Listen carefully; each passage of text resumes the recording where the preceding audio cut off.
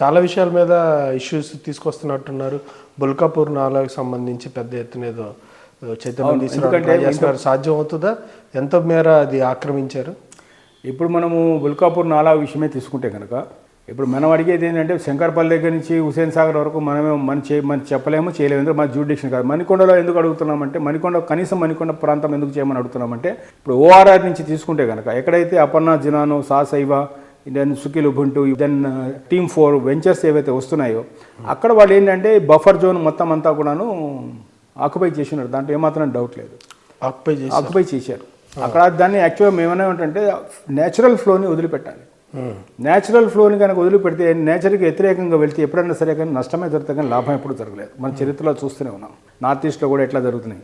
ఇప్పుడున్న పరిస్థితుల్లో climate change కారణంగా భారీ వర్షాలు కనుక పడితే కామారెడ్డి లాంటి పరిస్థితి కనుక మనకు వస్తే కామారెడ్డిలో నీళ్లు పోవడానికి అవకాశం ఉంది, దారిలో పోవడానికి అవకాశం లేదు.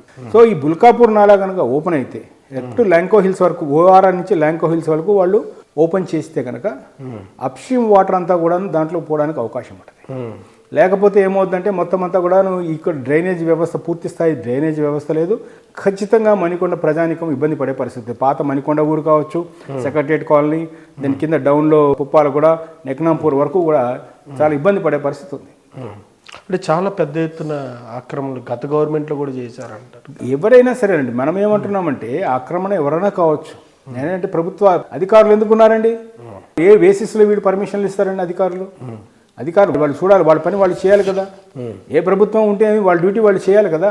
ఇప్పుడు ప్రధాన కారణం ఏంటంటే ఇక్కడ ఇరిగేషన్ వాళ్ళు ఇష్టం వచ్చినట్టు ఎన్ఓసీలు ఇచ్చేశారు. ఇక తర్వాత దాని హెచ్ఎండిఏ పర్మిషన్లు ఇచ్చినప్పుడు ఇది ఉందా లేదా అని వాళ్ళు పట్టించుకోలేదు. సో ఇవన్నీ ఒకదానికొకటి యాడ్ అయినాయి. గత ప్రభుత్వంలో కూడా కేటీఆర్ గారు చెప్పారు, అందరూ సహకరించండి, బుల్కాపూర్ నాలాని శంకర్పల్లి దగ్గర నుంచి రివైవ్ చేయాల్సిన అవసరం ఉంది, చేయండి అని చెప్పి ఆయన కూడా చెప్పారు.